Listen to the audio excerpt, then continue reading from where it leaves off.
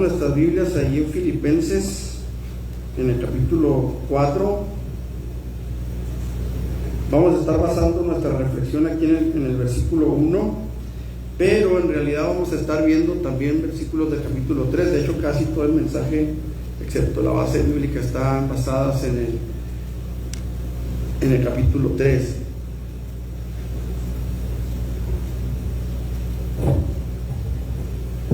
Aleluya. Yo y ni parece ver, me estoy derritiendo aquí arriba, una mosca que no me deja en paz. Gloria a Dios. Bueno, mis hermanos, Filipenses capítulo 4, versículo 1. Me diga el problema cuando lo tengan. Filipenses 4, 1. Aleluya.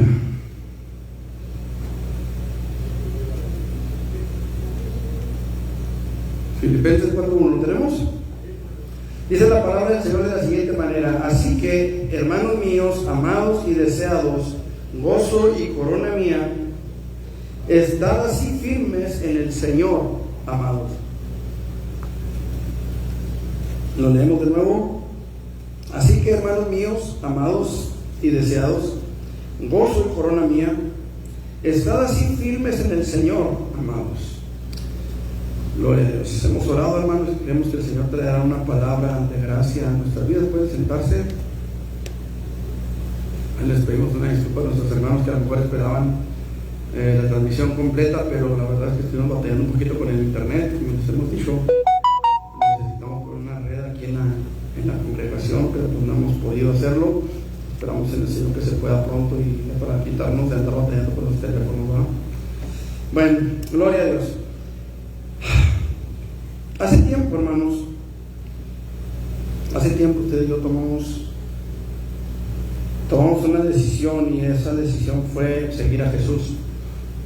Y pensando en esto, esta tarde, mientras meditaba en la palabra del Señor, vino a mi mente aquel pasaje en el cual el Señor, que es en Mateo, en el que la Biblia dice que el Señor Jesucristo, sabiendo que había llegado su hora, afirmó su rostro para ir a Jerusalén.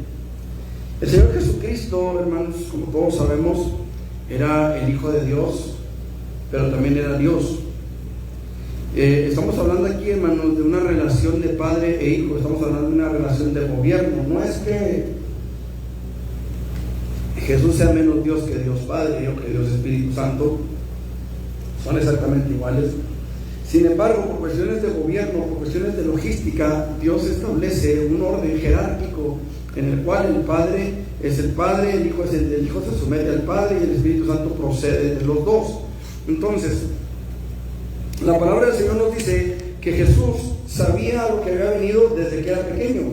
Usted recordará aquel episodio en el que el Señor Jesucristo se queda en el templo a los 12 años, mientras que sus padres van de regreso a Nazaret, y de repente se dan cuenta que no está en el campamento, que no está recordemos, hermanos, que esos campamentos, esas peregrinaciones eran de mucha gente venía peregrinando a Jerusalén para las fiestas, para ofrecer sus ofrendas, sus diezmos, etcétera, y venía mucha gente. Entonces era común que los niños anduvieran con los tíos, con los primos, con los amigos, con los vecinos, y anduvieran de tienda en tienda, de campamento en campamento. Era común, no había quizá la maldad que hay en nuestros días.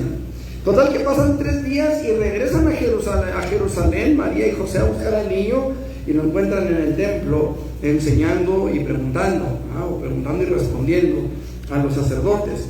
Desde ahí ya Jesús mostraba, hermanos, que sabía a lo que venía. Desde ahí Jesús ya estaba enseñando a todo el mundo que Él venía con un propósito bien definido, un propósito específico, un propósito a través del cual usted y yo heredaríamos la vida eterna. Él ya sabía lo que venía, pero llega el momento en el que la Biblia dice, sabiendo que había llegado la hora, afirmó su rostro para ir a Jerusalén. El Señor Jesucristo, hermanos, vino con un propósito, pero Él, repito, nunca dejó de ser Dios. Aunque Él adoptó la forma humana, aunque Él tomó la forma de hombre, aunque Él vino a morar en un cuerpo nacido de mujer, Él nunca dejó de ser Dios. Entonces, Él tenía dos opciones. Él podía decir: me retracto, hasta aquí llegué, no me quieren creer, no me quieren hacer caso, los que pegaron fueron ustedes, ahí se ven. Ojalá, digo aquel, que les vaya bonito. Pero no, él tenía la otra opción, y la otra opción era llegar al sufrimiento, llegar a la cruz, llegar a ser menospreciado, vituperado, azotado, herido de muerte, muerto al fin, sepultado y resucitado al tercer día. Él sabía, hermanos, que iba a sufrir, que venía como siervo sufriente. Ahora, él no nada más iba a sufrir en su cuerpo, usted sabe, lo azotaron, lo golpearon, lo escupieron, en fin, le besaron la barba, lo exhibieron, o sea, todo eso en su cuerpo él lo resintió. Pero también, acuérdense que somos seres tripartitas, y Jesús era humano, igual que usted y que yo. Decía hace un momento, nunca dejó de ser Dios, pero él adoptó un cuerpo humano, él era un humano como usted y como yo. Yo le pregunto, ¿cómo se siente usted cuando se ríe de usted? Cuando se ríe del que está enseguida de nosotros, hasta nosotros disfrutamos, ¿no es cierto? O sea, se empiezan a reír del que está enfrente, y todo el mundo nos reímos. Pasa algo, que se cayó fulanito allá, estaba haciendo una faramaya, una payasada, lo que sea, se cayó, todos nos reímos. Pero cuando se trata de nosotros, a nosotros nos cala cuando alguien se ríe de nosotros, ¿sí o no? A nosotros nos molesta cuando alguien hace bromas de nosotros. A nosotros nos cala, nos molesta, nos fastidia. Llega el momento en el que algunos todavía explotan, ¿verdad? Todavía sale el viejo hombre a tirar trancazos, porque a veces no aguantamos las bromas. Eso, hermanos, está en nuestra alma. El alma de Jesús también sufrió. Imagínense cómo se sentía Jesús siendo quien era, sabiendo quién era, y recibiendo aquellas escupidas en su cara. En su alma, en su interior, él era un humano como usted y como yo. Ahora, no estoy diciendo que Jesús estaba con él nada más porque soy cristiano, no. Jesús soportó eso por amor a nosotros, no por amor propio, sino por amor a nosotros. Su alma fue lastimada, hermanos, por nosotros. Él aguantó la humillación, él aguantó las escupidas, él aguantó los golpes, las burlas. Les comentaba hace algunos meses atrás, yo creo, de la costumbre que se tenía entre los romanos, ¿verdad? Entre el ejército, entre los pretorianos, así se llamaba ese grupo de soldados, los pretorianos, que eran los que estaban precisamente en el pretorio. Y estos hombres tenían una costumbre, ellos les gustaba jugar con los presos a las adivinanzas. Les vendaban los ojos, les golpeaban la cara y decían: profetiza o adivina, ¿quién te golpeó? O sea, dinos el nombre de quien te golpeó. Para empezar, el pobre reo, ¿cómo se llamaban? Pero esa era la costumbre. La Biblia dice que a Jesús le vendaban los ojos, lo abofeteaban y le decían: profetiza, Cristo, ¿quién te golpeó? Porque esa era costumbre de los pretorianos. No lo hicieron nada más con Jesús, lo hacían con todos. Ahora, Jesús sabía perfectamente quién era el que le golpeaba, y es más, sabía quién era el que seguía, y el que seguía, y el que seguía. Pero esa era una costumbre que tenían los pretorianos, y él aguantó, hermanos. Que se rieran de él, él lo aguantó. Ahora, él no nada más sufrió en su cuerpo y en su alma. La Biblia dice que cuando él estaba en la cruz, él sufrió la peor de las agonías. Cuando él dijo: Elí, Elí, lama sabactani. Él sufrió, hermano, la separación. Imagínense a alguien que jamás en su vida se había separado de alguien, en este caso de Dios. Yo quiero decirles que cuando un ser querido fallece, cuando una persona muere, a veces no sentimos el trancazo en el mero momento, en el mero día, a la hora en la que estamos ahí en la funeraria. Sí, lloramos, pero no se siente igual que cuando le está cayendo la tierra encima, porque entonces está la conciencia clara de que jamás se le va a volver a ver a esa persona. Y ahí es donde entra ese sentido de separación, donde hay gente que dice: échate a mí junto con él al hoyo, y dos que no quisieran echarlo, pero no lo echan. De veras, hay casos, ¿verdad? Que están las personas, échenme a mí, échenme, y lo quieren echar y el que no lo quiere, ¿verdad? Pero Jesús, hermano, en toda su eternidad, en todo lo que llevaba de eternidad. Ahora, recuerden que el tiempo comienza a contarse de Adán para acá. De Adán para acá. Pero Jesús estaba con el Padre antes que Adán fuera formado. Ya Él estaba con Dios en la eternidad. Jamás se había separado de Él. Pero en ese momento Él se sintió solo. Él se sintió solo. Y ahí en ese momento, hermano, su espíritu sufrió por nosotros. Ahora, Él tenía la oportunidad, o Él tenía quizá la autoridad, siendo Dios como era, de decir, ¿saben que no? Yo no llego hasta allá. Como dice de repente los camioneros, nomás hasta la esquina llego. Jesús podía haber dicho, ¿saben qué? Aquí me bajo. Pero la Biblia dice que Él afirmó su rostro para ir a Jerusalén. Él tomó la firme decisión de llegar hasta el fin. Hermanos amados, nosotros hoy necesitamos afirmar nuestro rostro. Dice el apóstol Pablo, estad así firmes en el Señor. Ese es el tema de este mensaje, hermano. No sé por qué la computadora no prendió, pero ese es el tema de este mensaje. Estad firmes en el Señor. Y quiero que entendamos, hermanos amados, conforme lo que vamos a ver en la palabra, que el creyente necesita estar firme. El creyente que anhela, que espera llegar a las moradas eternas, necesita permanecer firme. Y quiero que analicemos el capítulo 3 también junto con este versículo, para que veamos en qué cosas el creyente tiene que estar firme. En primer lugar, versículos 7 al 8. Pero cuantas cosas eran para mí ganancia, las he estimado como pérdida por amor de Cristo. Y ciertamente aún estimo todas las cosas como pérdida por la excelencia del conocimiento de Cristo Jesús, mi Señor, por amor del cual lo he perdido todo y lo tengo por basura para ganar a Cristo. Lo primero que tenemos que estar firmes, hermanos, es en la decisión que hemos tomado. Usted y yo un día decidimos entregarle la vida al Señor Jesucristo. Usted y yo un día decidimos rendir nuestro corazón delante de Él y dejar atrás todo lo que el mundo nos ofrece, dejar atrás todo lo que el mundo pudiera traer frente a nosotros. Nosotros un día decidimos renunciar a todo eso. Así que hoy nosotros, hermanos, podemos ver cómo hay gente que a veces prospera más que nosotros. A veces vemos cómo hay gente que parece que vive mejor que nosotros. A veces hay gente a la que nosotros vemos, hermanos, y están gordos, están cachetones, se les saltan los ojos de gordura, dijo el salmista, ¿verdad?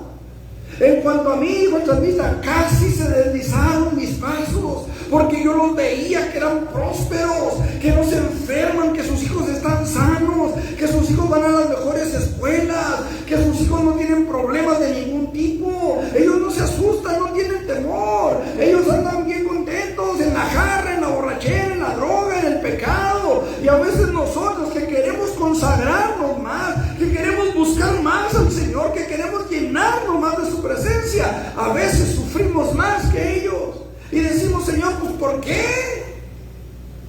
Inevitablemente, hermano, la pregunta siempre va a llegar al corazón del hombre y siempre nos vamos a preguntar, ¿por qué? ¿Por qué pasa esto? ¿Por qué pasa aquello? El salmista decía, en cuanto a mí casi se deslizaron mis pasos, casi. ¿Y por qué casi? Porque me acordé que los has puesto en azoraderos, me acordé que los has puesto en resbaladeros, que ellos van a deslizarse, me acordé que al final de los tiempos ellos no quedarán rastro, que al final de los tiempos ellos no sabrán que los barrió, no sabrán qué les pasó. Pero es en ese tiempo, amados hermanos, en este tiempo usted y yo necesitamos aferrarnos a la decisión que tomamos. Pablo, hermanos, dice la palabra, versículos 3 en adelante, porque nosotros somos la circuncisión, los que en espíritu servimos a Dios y nos gloriamos en Cristo Jesús, no teniendo confianza en la carne. 4.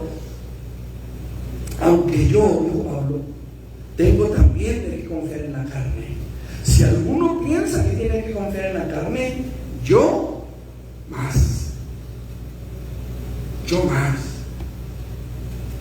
circuncidado al 8º día, del linaje de Israel, de la tribu de Benjamín, hebreo de hebreos, en cuanto a la ley, fariseo. Escuche, hermano, la tribu de Benjamín. ¿Por qué hace alusión a la tribu de Benjamín? Por dos cosas. Número uno, está hablando de su linaje como pueblo escogido, pero además, hermanos, Saúl era de la tribu de Benjamín. El primer rey de Israel fue de la tribu de Benjamín. Así que este hombre tiene de qué gloriarse. Lo tiene de qué echar mano para decir, no, yo también puedo. Dice la palabra, en cuanto a celo, perseguidor de la iglesia, en cuanto a la justicia que es en la ley, irreprensible. ¿Quién de nosotros pudiera decir eso? 613 mandamientos hay en la ley, hermanos. Y Pablo dice, en cuanto a la ley, irreprensible, los he cumplido todos. Pero cuantas cosas eran para mi ganancia, las he estimado como pérdida. ¿Por qué? Por amor a Cristo. Por amor a Cristo. ¿Cuántas cosas, hermanos, nosotros tuvimos que dejar? Y no me refiero a cosas que no nos gustaban. Porque dejar las cosas que no nos gustan, ni siquiera tienen que pedirlos. No más pregúntenle a Judith, mi hija, si me vaya para dejar las verduras. Él las deja. No necesita rogarle para que las deje. Pero dígale, deja la nieve, deja los postres, deja las tortillas de harina. No, hombre. A veces nosotros, hermanos, echando una mirada atrás, podemos ver todas las cosas que dejamos, que eran desagradables para nosotros, pero también vemos que había cosas que disfrutábamos. Las disfrutábamos. Mire, yo por ejemplo, y no todo era pecado, yo disfrutaba, por ejemplo, hermanos, cuando nos íbamos a jugar la chavalada, que nos íbamos a jugar a las canchas, al básquetbol, al fútbol. Yo disfrutaba eso, pero lo tuve que dejar. No era algo pecaminoso, no era algo que me llevara a pecar, pero tuve que aprender, hermanos, que o eran ellos o era Dios. Les he comentado cuando me subía yo al techo de la casa para ver si se veían, ahí andaban, hasta mi hermano andaba ahí en las canchas. A mí me dejaban ir a la casa porque no sé cuál era la razón, pero esto fue después de que yo me convertí en el Evangelio. Y a veces esos detallitos, hermanos, como que nos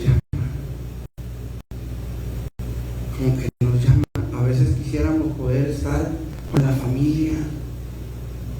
¿No es cierto?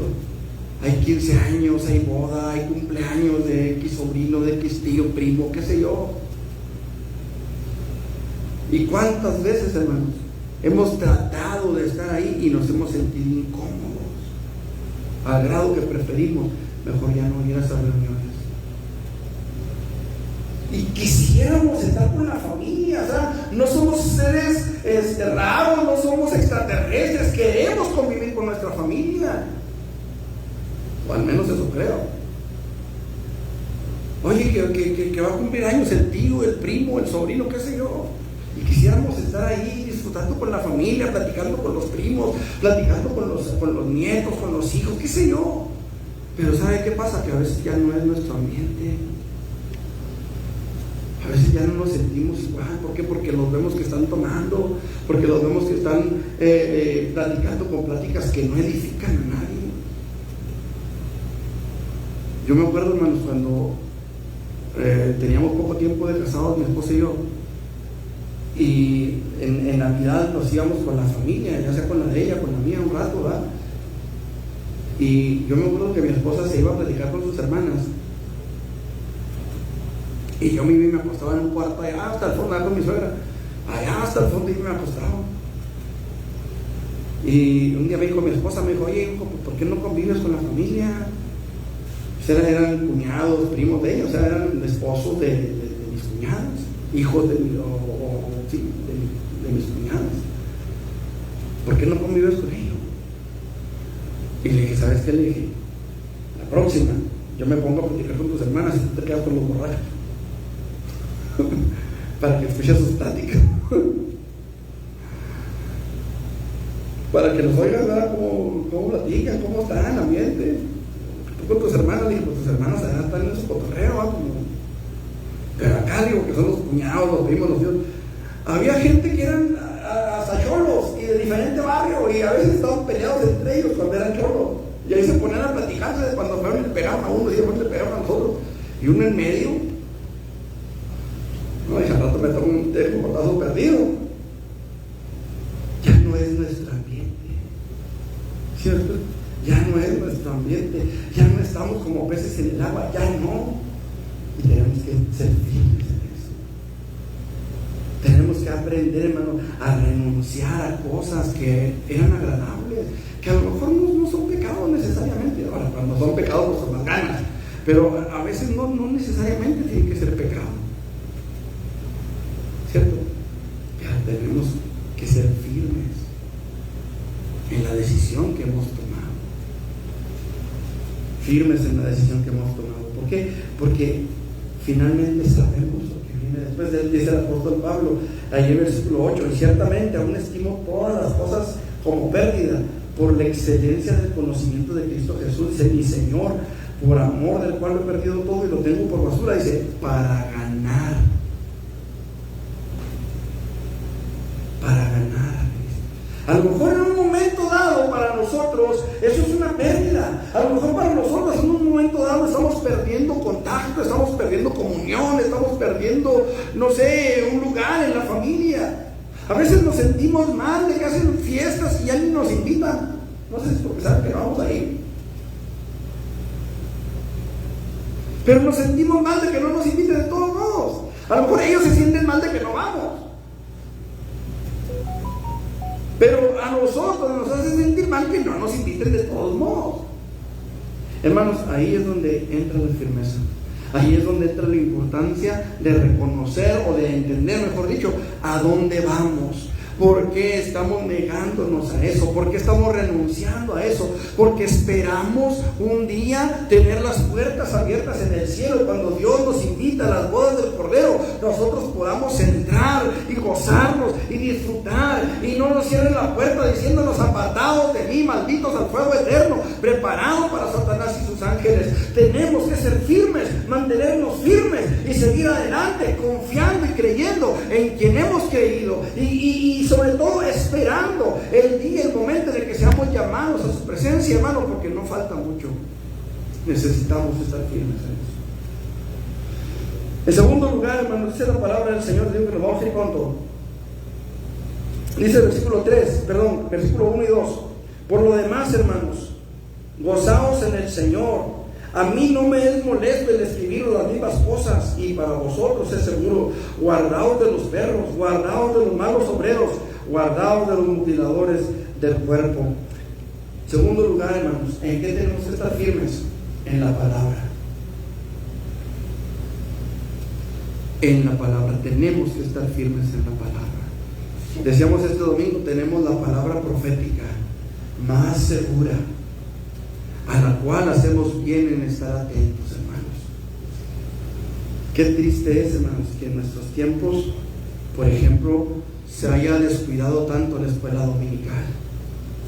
Cuando hablamos de escuela dominical, regularmente pensamos, hermanos, que es un tiempo para los niños, que es un tiempo para que los niños aprendan la Biblia al nivel al que ellos puedan entenderlo, y pensamos que la escuela dominical es nada más para que los niños se entretengan y jueguen con otros niños cristianos en un ambiente cristiano, en un ambiente sano. No, hermano, la escuela dominical es desde el más pequeño hasta el más anciano de nuestras iglesias.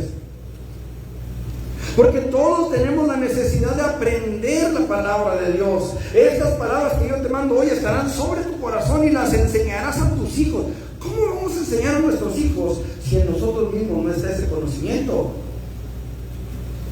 Ahora, escuche esto, hermano. Necesitamos entender, hoy más que nunca, en nuestros tiempos la iglesia se ha descuidado ese punto fundamental, lo que es la escuela dominical, y ha pensado o ha entendido que como solamente es para los niños, los adultos no tienen nada que ver. Y a veces hay adultos, hermanos, que no tienen nada de doctrina, que no conocen doctrina y tienen años en el Evangelio y no han podido conocer doctrina, no han sabido lo que es la palabra de Dios. Cuando estábamos en la sierra hubo un hombre que a mí me dijo: yo tengo 30 años en el Evangelio. Yo tenía 26 cuando nos fuimos para allá. No, que 26, 23. Cuando nos fuimos para la sierra yo tenía 23 años. Este hombre tenía 30 años en el Evangelio. O sea, tenía más él en el Evangelio que yo, tiempo de vida. Y me dijo: ¿qué me vas a enseñar tú a mí? Y un día él me insistía mucho que lo invitara a predicar, y déjeme predicar. Y yo le decía: sí, hermano, en el rancho fulano usted predica. No, en la iglesia, déjeme predicar. Y me insistía mucho. Y un día dije: voy a invitarlo a predicar, porque nunca lo dejaba de todas maneras en ningún lado. Dije: voy a dejarlo predicar en la iglesia un martes, que era un culto de 3 semanas donde había poca gente. Dije: como quiera, si ya lo voy a corregir, pues no son tantos, ¿verdad? Ya lo corrijo más fácil. Y que se me ocurre dejarlo predicar el martes, hermano. El lunes, en la mañana, le digo a mi esposa: sabes que no estoy a gusto. Voy a ver al hermano, a ver qué es lo que... Pues que me dé una idea, más o menos, ¿verdad? El día qué texto va a predicar, qué es lo que piensa decir. Obviamente no es mi intención ocupar el lugar del Espíritu Santo, pero es necesario que como pastor, pues digo, vigile esto, ¿no? Y me enseñó un cuaderno que tenía a mano, de sermones a mano, y tenía un mensaje que decía, su título era: me tragó como dragón Babilonia. Y empezando por el título, dije yo: ay, qué hermano, se me hace como que está muy raro ese mensaje. Dije: mejor yo le aconsejo, mire, tienes tú muy bonito. Dije: mire, otro mensaje. Sí, hijo, está bueno, me dijo. El martes, hermano, ya me podía. Fueron unos hermanos que hacía mucho tiempo que no iban a los cultos entre semana. Ellos regularmente iban nada más los domingos, y que se les ocurre ir ese martes, y que empieza el hermano a agarrar la Biblia y empezó a darles de bibliazo desde el púlpito.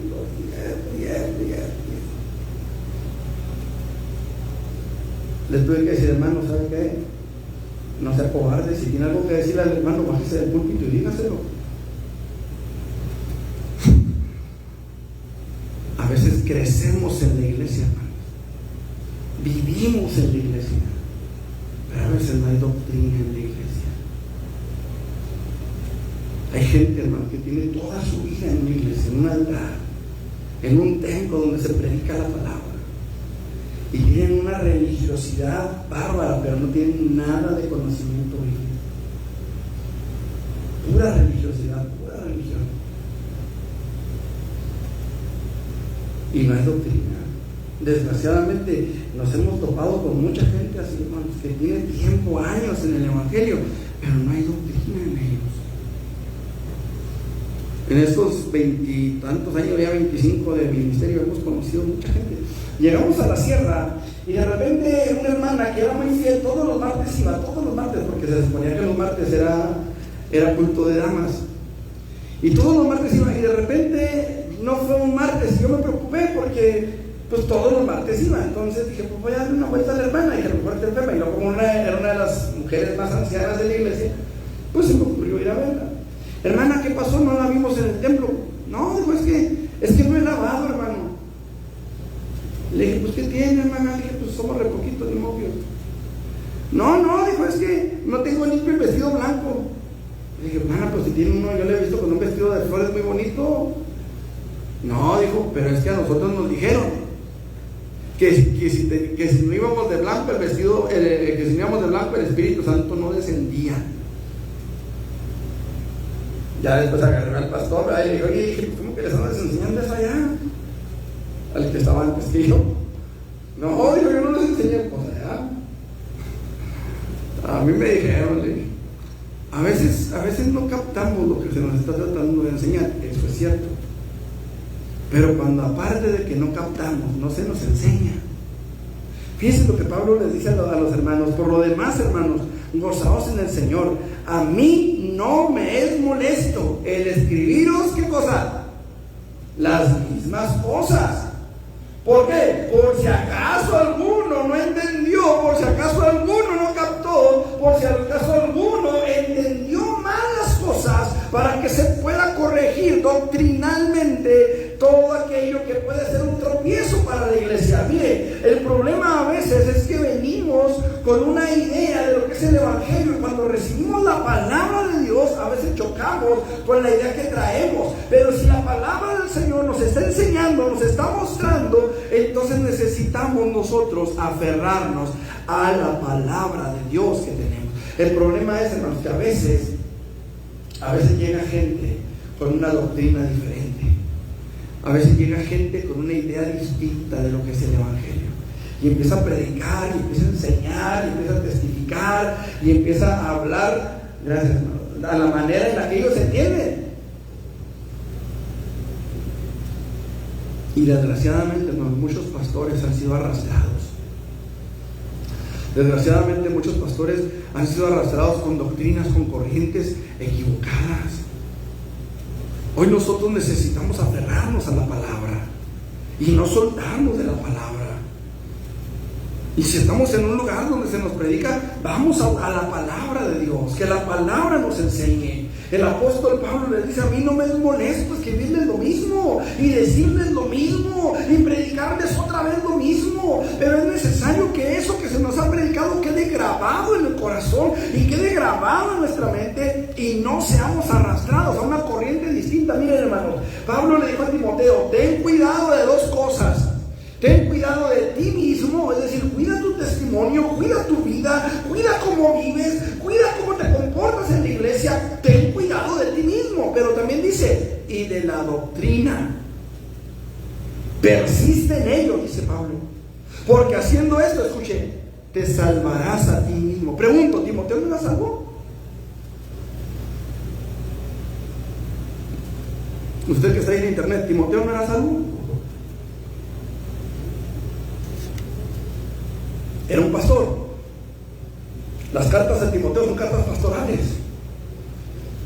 Pero Pablo le dice: haciendo esto te salvarás a ti mismo. ¿Por qué le dice te salvarás? Si se supone que para que una persona sea pastor, porque ya fue salvo. Se supone, así debiera ser, ese es el orden correcto. Pero Pablo le dice: ten cuidado de ti mismo, Timoteo. Persiste en ello, ten cuidado de la doctrina, persiste en ello, pues haciendo esto te salvarás a ti mismo y a los que te oyeren. Tenemos que estar firmes en la palabra, hermanos. Que no venga un fulano, un sutano, un mangano, un perengano y nos quiera torcer la palabra, y nos quiera torcer la escritura, y nos quiera hacer una eisegesis, no una exégesis, una eisegesis de la palabra. Exégesis es sacarle el jugo al versículo, es ver qué es lo que la Biblia nos dice, es entender el pasaje, sacarle sangre al pasaje. Eso es la exégesis. Pero la eisegesis es ponerle nuestras palabras al texto, es hacer que el texto diga lo que yo quiero que diga, lo que hacen los testigos de Jehová, por ejemplo. Eso es una eisegesis. No, hermanos, lo que la Biblia necesita es una correcta exégesis, una correcta interpretación, y que nosotros estemos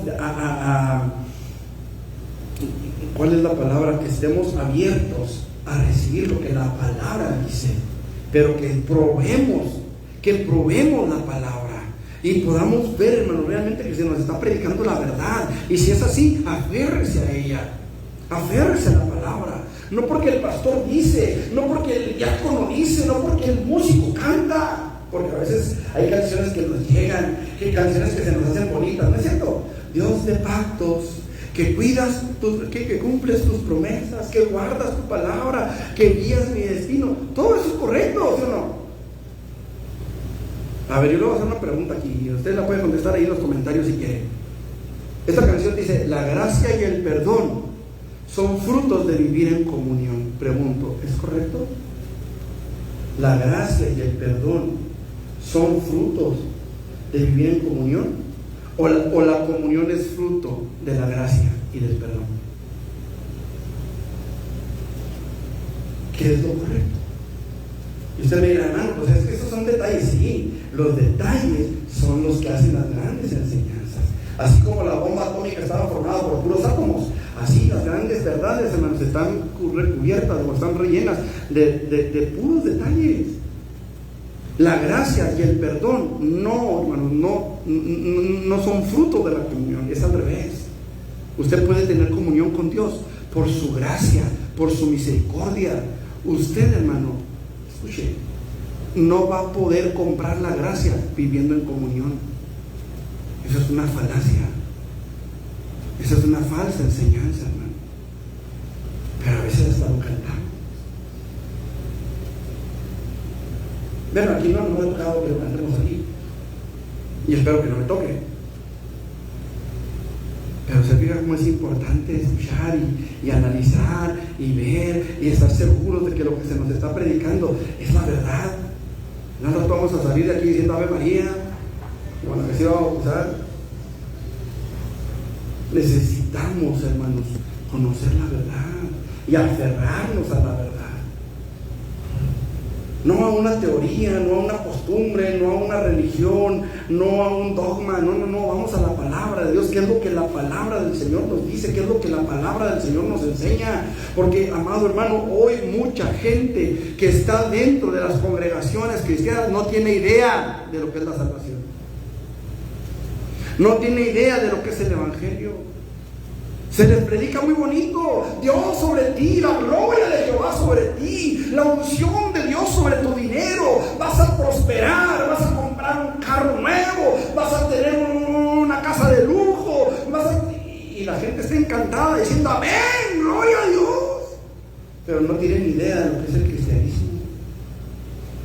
No tienen idea de lo que es el tener que mantenerse firme en la decisión que se ha tomado cuando las cosas parecen que no van bien, cuando las cosas parecen que no van como nosotros quisiéramos. Jesús sabía lo que venía y él afirmó su rostro, pero Pedro dijo: no, Señor, nunca te acontezca, no dejes que eso te pase. Ya empezó a fallar la cosa otra vez. No dejes que eso te pase, Señor. Imagínense si Jesús le hace caso a Pedro, ¿dónde estaríamos nosotros hoy? Para empezar a poner y estaríamos.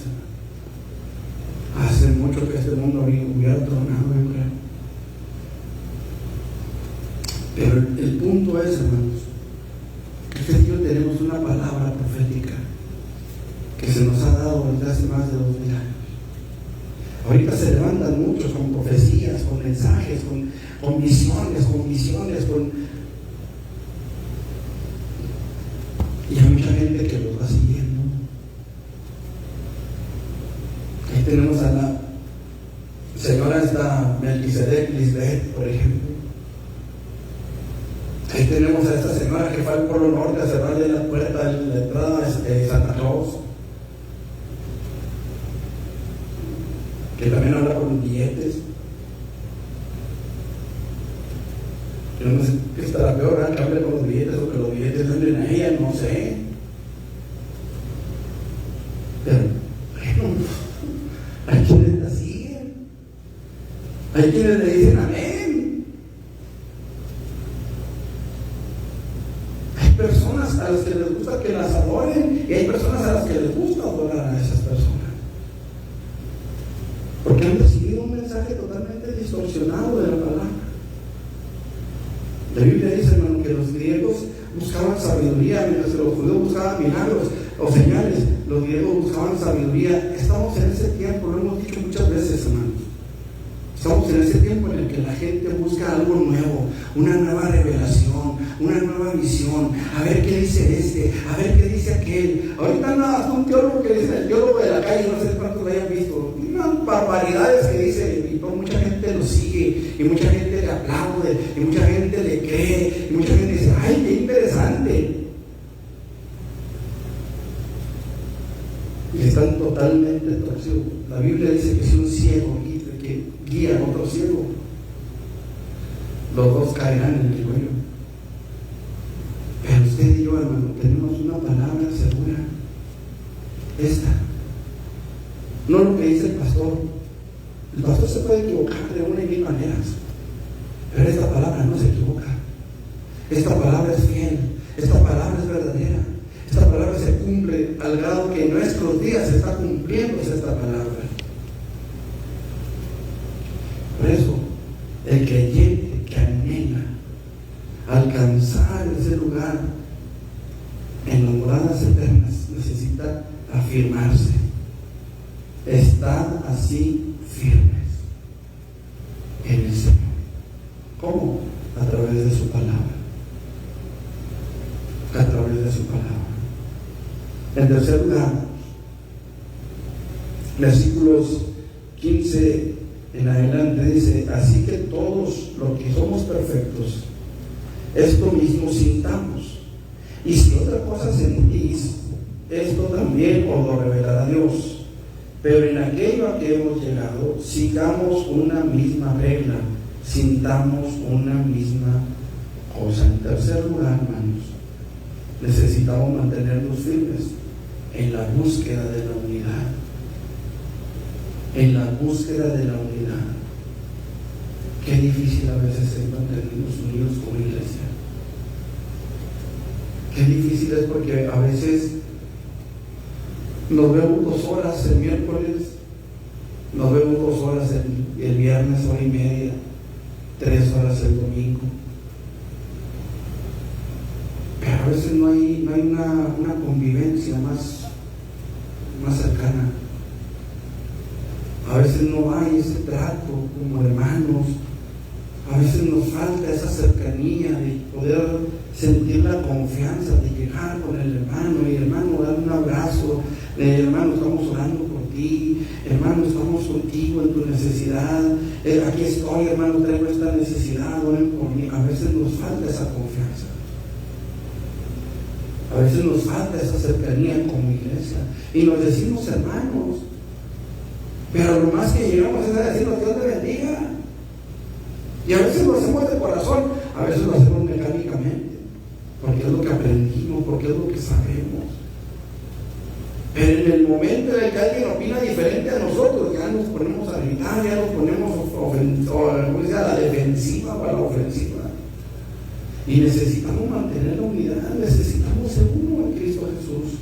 Que si el hermano tiene necesidad, está orando por él, sí, pero también si hay la posibilidad o la necesidad o lo apremia, darle una despensa, vamos a hacerlo, vamos a unirnos, vamos a buscarlo, vamos a clamar a Dios por él. Que el hermano fulano ya no ha venido, tiene 2 semanas, 3 semanas que no viene, vamos a buscarlo, quién sabe qué le habrá pasado, vamos a ver cómo está, a lo mejor está enfermo, a lo mejor no tiene para el medicamento, a lo mejor no tiene que comer, a lo mejor ya está el 21 pantalón que tenía se le rompió y por eso no viene.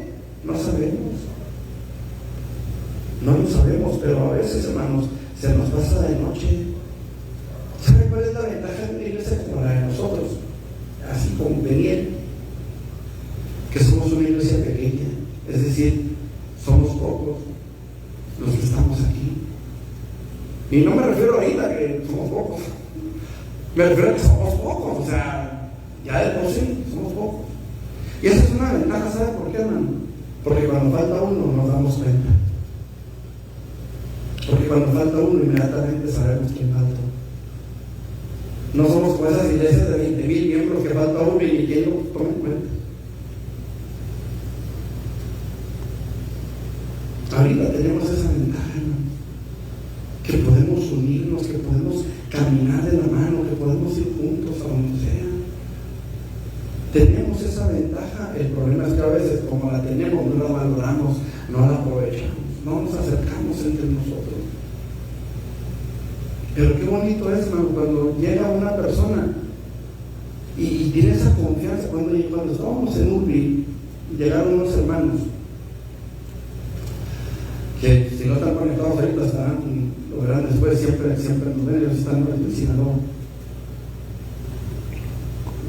Llegaron los hermanos con un niño chiquito, como de 4 años, con Down, síndrome Down.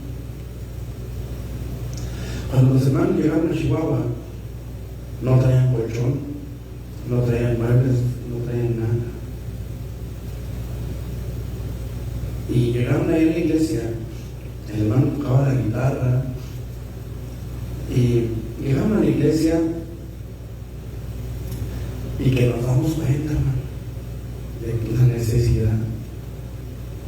Una hermana llenó ella sola una caja con más de 500 pesos de mandado, no sé, 500 o 1000 pesos de mandado, ella sola. Yo les junté por ahí unos pañales, otros hermanos llevaron más pañales para el niño, 4 años, contaron. Llevamos un montón de pañales, el mandado, les juntamos una que otra sillita, un que otro sillón, algo les juntamos. Éramos una iglesia como esta, pequeña.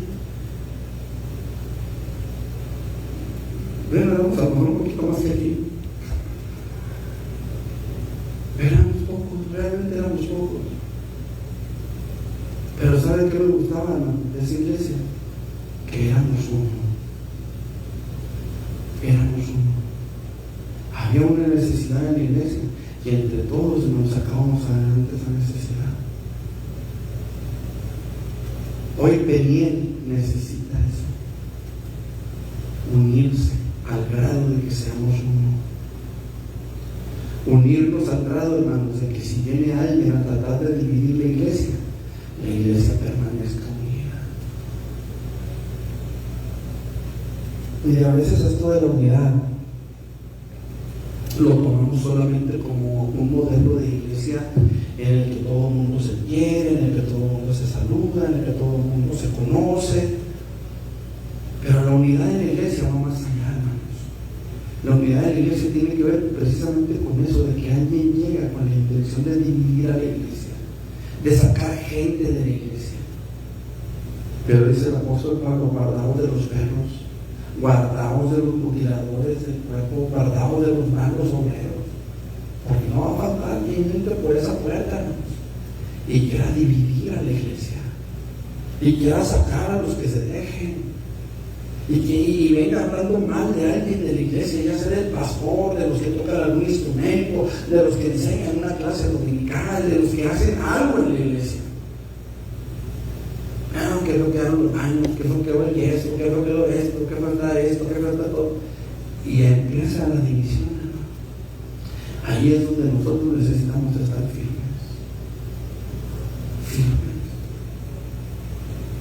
Yo creo, hermano, que no hay nada más sabroso que el chisme.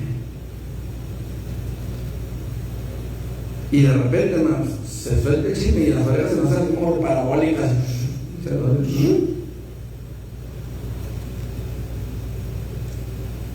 Y hay una frase, hermanos, hay una frase que a mí me llamó mucho la atención. Esa frase dice: a mí no me afecta. ¿Ya has tocado escuchar esa frase? A mí no me afecta. Déjeme decirle que se afecta. Hay un dicho en el mundo que dice: tanto el cántaro al agua, ¿hasta que qué? Hasta que se rompe, hasta que se llena, hasta que se rompe, tanto el cántaro al agua hasta que se pierda. Así dice el dicho. Y de repente, hermano, oímos aquí, oímos allá, oímos acullá, y todo eso que oímos se va quedando en el corazón. Y luego hay otro dicho en el mundo que dice: si el río suena, es porque agua lleva. Del chaparrito es: si el río suena, agua lleva. ¿Sí o no? Porque están diciendo eso del pastor. Y ya son 3, 4, ya son 5. ¿Será cierto? Hay un dicho, perdóname que diga tantos dichos, pero hay un dicho que dice que las palabras se las lleva el viento. El problema es dónde las pone. Y esas palabras regularmente las pone en el corazón del que las oye. En el corazón del que las oye. Y a veces a mí no me afecta, no me afecta. Y ese a mí no me afecta, al rato nos tiene allá en el mundo.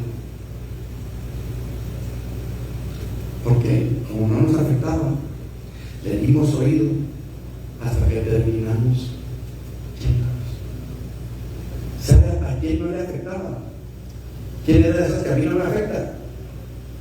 Una mujer que aprendió a hablar con las víboras. A mí no me afecta. Es una plática ahí, está como las leches y las galletas. A mí no me afecta. Hasta que la serpiente le dijo: no, hombre, no te vas a morir. ¿Sabe Dios que el día que comas de ese fruto vas a ser igual que Él? Por eso no quiere que comas. A Eva no le afectaba platicar con la serpiente. Hasta que le afectó. Hasta que le afectó. A lo mejor a mí no me afecta hacerle caso al hermano fulano, a la hermana sultana, pericana. No me afecta. Hasta que me afecta. ¿Sí me explico? Ahí es donde yo necesito estar firme en buscar la unidad. Hermano, fíjese que, hermano, las 3 reglas de Aristóteles. ¿A usted le pasa? ¿Usted lo vio? ¿Usted lo oyó decir? No, pues no. ¿Es de provecho para mí lo que me va a decir? ¿Me beneficia en algo? No, pues a lo mejor no. ¿Y es de bendición para la persona de la que me va a hablar? Pues a lo mejor tampoco. Entonces, ¿qué dice? Si no me va a beneficiar a mí, si va a perjudicar a la otra persona y a usted no le cuesta, entonces mejor cállese. Marquemos desde un principio, hermanos, ese alto. Marquemos desde un principio ese deseo que tenemos de que haya unidad en la iglesia. De que la iglesia no sea arrastrada por un chisme, por una calumnia, por un comentario mal dicho, por un comentario mal entendido. Cuando estábamos en la sierra, otra vez voy a la sierra. Cuando estábamos en la sierra, hermanos, me tocó predicar un mensaje. Y usted sabe que aquí uno predica y utiliza palabras que se entienden en el ámbito urbano. Aquí hablamos que del carro, que de la troca, que del trabajo, que de ciertas cosas que nos pueden ayudar a nosotros como predicadores para explicarles la palabra de manera que ustedes en un ámbito urbano lo entiendan. Pero allá en la sierra se habla de animales, se habla de caballos, de marranos, de gallinas, se habla de las trincheras, se habla de las cosechas, de los tiempos de agua, de los tiempos de secas. Se habla de palabras que ellos entienden en el ámbito rural para que la palabra se entienda. ¿Me explico? Y un día, predicando, hablé acerca de los marranos, así, con esa palabra. Y resulta que uno de los hermanos, que era muy fiel en cuanto a asistencia a los cultos, de repente dejó de ir. Pasaron 2 semanas y no iba. Y en el transcurso de la segunda semana, esperando que llegara la tercera semana, para si el hermano no venía, pues si lo iba a buscar, porque vivía en Tonachi, vivía retiradito de ahí de Uruguay. Y cuando en el transcurso de esos días me lo toco ahí en el pueblo, y luego lo abordé: hermano, ¿qué pasó, hermano? ¿Por qué no venía al templo, hermano? Ese día teníamos culto precisamente, acabábamos de terminar el culto cuando lo vi. ¿Qué pasó, hermano? ¿Por qué no ha venido al templo? Para que nos diera marrano, caray, dije: ¿cuándo le dije marrano, hermano? Pues el otro día que estábamos a ver, me dijo: usted a ese culto no vino. Ese día usted no vino al culto. Pues no, pero lo llevo. ¿Quién yo? La hermana fulana. Hermano, la hermana se la pasa dormida en el culto. Era una de las viejitas. De repente despertó y gritaba: ¡amén! O sea, a veces, hermano, una palabra mal entendida y mal expresada puede provocar división. Puede provocar división, puede provocar que la persona que lo escucha se aparte. O sea, para hablar de una división, hermanos, a veces pensamos: no, pues mita y mita, y es división. No, con uno que se aparte ya es división. Con uno que se ha arrastrado, ya hubo una división ahí. Ya le expliqué al hermano lo que yo estaba diciendo, lo que traté de decirle con eso de los marranos, que ahorita ni me acuerdo, pero ya le expliqué al hermano qué cree que hizo el domingo. Ahí estaba en el culto.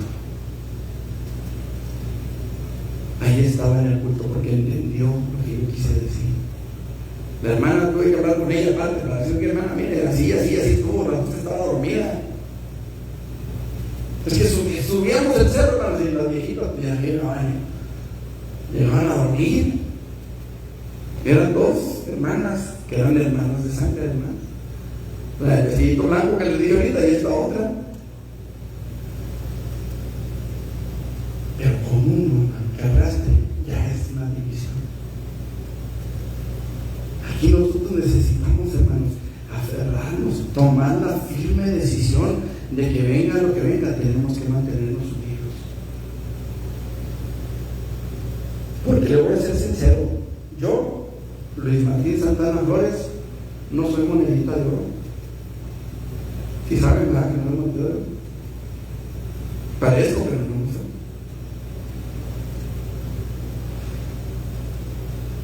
Parezco, ¿no?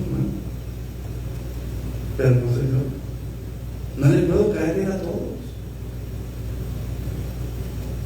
Y menos, ahora es con lo que predico. Un hermano me dijo una vez, usted le está cerrando la puerta al diezmo con lo que predico.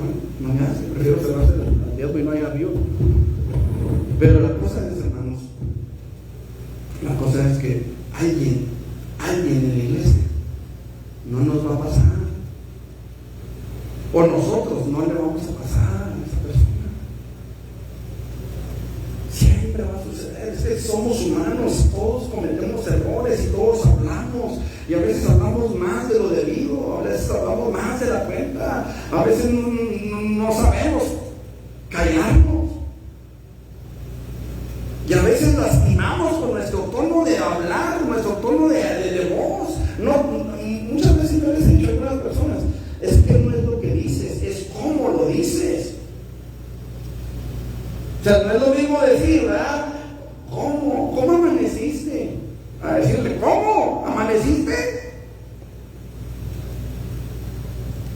Son las mismísimas palabras, ¿sí o no? Exactamente lo mismo.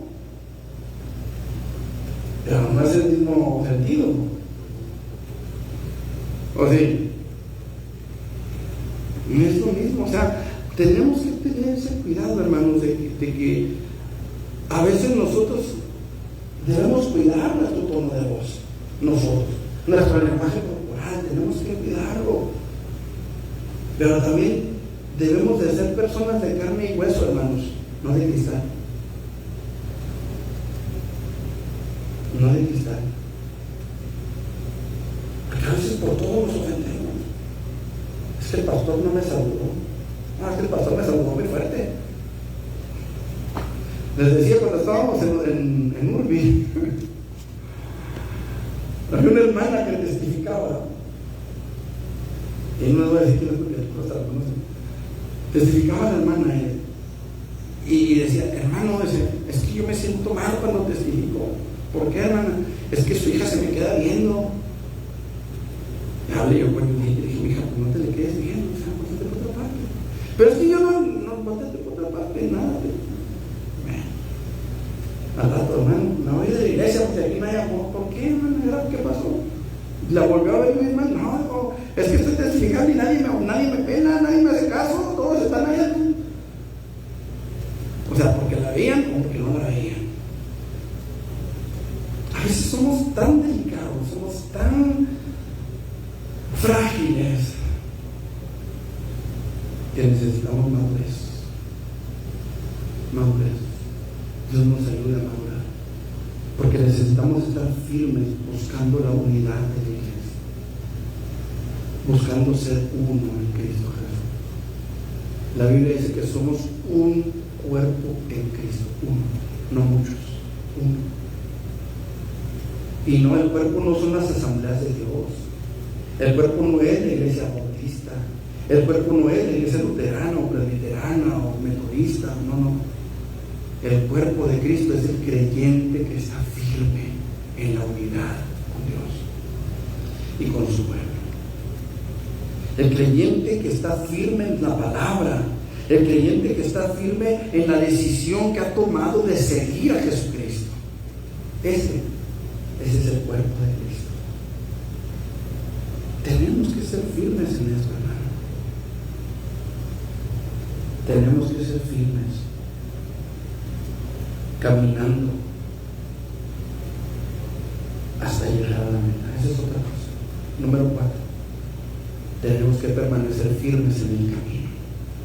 Dice el apóstol, versículos 12 en adelante: no que lo haya alcanzado ya, ni que ya sea perfecto, sino que prosigo por ver si logro hacer aquello para lo cual fui también nacido por Cristo Jesús. Tenemos que permanecer firmes en el camino, hermano. No deje de caminar. Todavía no llegamos. Estamos a unos pasos, literalmente. Estamos a unos pasos, a unos cuantos pasos de llegar a la meta, hermano. Pero si nosotros claudicamos ahorita, alguien dijo por ahí, todos los caminos llevan a Roma. Lo cierto es que ningún camino nos va a llevar a ninguna parte si nosotros no lo caminamos. Jesucristo dijo: yo soy el camino, la verdad y la vida, y nadie viene al Padre si no es por mí. Pero Jesucristo, escucha lo que te voy a decir, no hay herejías. Para que Jesucristo nos lleve al Padre, usted y yo tenemos que caminar. Usted y yo tenemos que avanzar. No nos podemos quedar del otro lado del río, no nos podemos quedar del otro del Mar Rojo. Tenemos que avanzar, tenemos que caminar. ¿Se acuerdan de lo que estaba el pueblo de Israel? Enfrente de ellos el mar, atrás de ellos los egipcios, y el pueblo clamando al Señor. Y el Señor les dice: ¿por qué claman a mí? Marchen, caminen. Le dijo Dios a Moisés: dile a los hijos de Israel que marchen, y tú extiende tu brazo sobre el mar, sobre las aguas, y divide las aguas en dos. Le estaba diciendo a Moisés: tú divide las aguas. Qué tremendo está eso, hermano. Porque Moisés te hubiera dicho: bueno, ¿y yo por qué? Si yo no tengo el poder, yo no tengo... No, tú dame las aguas, le dijo Dios a Moisés. Y Moisés tuvo que parar firme en el mar y abrir el mar para que el pueblo pasara, y el pueblo tuvo que caminar firmemente hasta el otro lado, sin dudas. Tenemos que caminar, hermano, con firmeza, tenemos que caminar confiando, tenemos que caminar creyendo que Cristo va con nosotros, pero tenemos que seguir caminando. A lo mejor vienen muchas tropiezos, caídas, qué sé yo, vienen muchas cosas a la vida del creyente. El creyente sufre por muchas cosas, no solamente porque ve que no sé, que el pecado crece y aumenta, y a veces a lo mejor se nos cierran las iglesias. No, hermano, a veces tenemos que luchar por cosas más fuertes. Nosotros como creyentes, hermano, mire, a veces pensamos que los pastores se viven en California y no sufren, y se levantan a las 10 de la mañana y se acuestan a las 11 de la mañana y se levantan los otros días. No, hermano, a veces también tenemos nuestras luchas, también tenemos nuestras pruebas, también tenemos que caminar igual que ustedes, tenemos los mismos problemas con los hijos, con los vecinos, con los compañeros de trabajo, de muchas formas. Tenemos que caminar en medio de espinas igual que ustedes, pero tenemos que seguir firmes, y tenemos que seguir adelante, y tenemos que seguir caminando, y tenemos que seguir avanzando, firmes y adelante, dice el himno, firmes y adelante, huéspedes de la fe, sin temor alguno que Jesús nos ve. Es importante que usted y yo el día de hoy tomemos una decisión. Ya la tomamos hace tiempo, pero hoy necesitamos tomar la decisión de permanecer firmes en aquella decisión que tomamos hace tiempo, que permanezcamos firmes en la palabra que hemos decidido, que no venga a movernos el tapete de una doctrina llamativa, una doctrina que deslumbra, que encandila. Tenemos que mantenernos firmes buscando estar juntos, estar unidos, buscar la unidad entre nosotros. Tenemos que estar firmes en el camino que nos lleva a la vida eterna. Necesitamos aferrarnos a no salirnos del camino, a no buscar un camino alternativo, a no buscar un camino que nos lleve por otra parte más fácil, porque como hay evangelios fáciles en nuestros días, evangelios prósperos, donde usted siembre, y usted siembre, y usted siembre, y yo cosecho, usted siembre. Y ahí está la gente encantada, sembrando, sellando la palabra, como si eso estuviera aquí. Hoy nosotros, hermano, tenemos un gran privilegio. Estamos viviendo en los últimos tiempos, y ese es un privilegio. Es probable, no digo que sea una certeza, pero es probable. Pablo dijo, no todos dormiremos. Es probable que a usted y a mí no nos toque dormir. Y cuando hablo de dormir me refiero a la muerte del cuerpo. Pero Pablo dijo, no todos dormiremos, sino que se tocará la trompeta. Y los muertos en Cristo resucitarán primero, y nosotros, los que vivimos, seremos transformados en un abrir y cerrar de ojos. Nuestros cuerpos serán transformados y seremos arrebatados a la eternidad con Cristo. Un día no muy lejano. Pero tenemos que permanecer firmes. Tenemos que permanecer firmes, hermano. Firmes en nuestra decisión, firmes en la palabra, firmes en la unidad y firmes en el camino. Firmes en el camino. Yo espero, hermano amado, usted que está ahí en internet, espero que esta palabra nos motive, nos encienda las pilas, hermano, nos recargue las pilas y entendamos que Cristo viene pronto y que un día usted y yo nos vamos, pero necesitamos estar firmes. Ya falta poco, hermano. Fortalezcas en esta esperanza. Falta poco tiempo. Dentro de no mucho nos vamos, pero tenemos que permanecer firmes. Póngase sobre sus pies. Y como les he dicho en otra ocasión, no esperen a que los inviten al altar. Si quieren venir, vengan al altar. El altar siempre va a estar abierto. Padre, en el nombre de Jesús he predicado tu palabra. Señor, te doy gracias por tu misericordia. Gracias por tu fidelidad, Señor. Gracias porque no nos dejas sin tu palabra, Señor. En el nombre de Jesucristo de Nazaret, en esta noche, Señor, yo quiero rogarte que tu Espíritu Santo descienda sobre nuestras vidas y que podamos ver tu gloria, Padre, que podamos ver tu gracia y tu misericordia y que tu nombre sea glorificado en nosotros. Ayúdanos a permanecer firmes en ti, Señor. Ayúdanos a permanecer firmes, Señor, en aquello a lo que hemos renunciado, Señor. Ayúdanos a no volver, Padre. Ayúdanos para que no tengamos ese deseo, esa inclinación a volver, Señor, hacia lo que dejamos atrás, Padre. En el nombre de Jesús, ayúdanos a ser firmes en cuanto a la decisión que tomamos de seguirte a ti, de buscarte a ti, alimentarnos de tu presencia, de tu palabra, de tu gracia, Señor. Ayúdanos a permanecer firmes en tu palabra, Señor, que el enemigo no nos engañe, Señor, que el enemigo no venga con doctrinas diferentes, Señor, a cambiar nuestra fe, a cambiar nuestra confianza, Señor, que tenemos en ti, Padre. En el nombre de Jesús, Señor, ayúdanos a permanecer unidos también. Danos la firmeza, Señor, en la búsqueda de la unidad, que no haya nada, Señor, que estorbe nuestra búsqueda de la unidad en la iglesia, Padre. En el nombre de Jesús, ayúdanos, Señor, para que nada nos saque del camino, para que sigamos caminando, para que sigamos avanzando y tu nombre sea glorificado en nuestras vidas. En el nombre de Jesús. Amén, Señor. Amén. Bueno, yo pensé que iba terminando de las 8, pero que no. Dios bendiga, hermanos. Gracias a Dios por esta palabra. Les esperamos el viernes en el culto de oración y el domingo a las 11 de la mañana en nuestra escuela dominical. Este sábado no hay predicación en la calle. Nos toca hacer el aseo a mi familia y a la familia del hermano Melchades, a sus hermanos Melchades y su esposa, y a un servidor y mi esposa. Entonces, este sábado no hay predicación en la calle. Dios bendiga y pues nos vemos el viernes.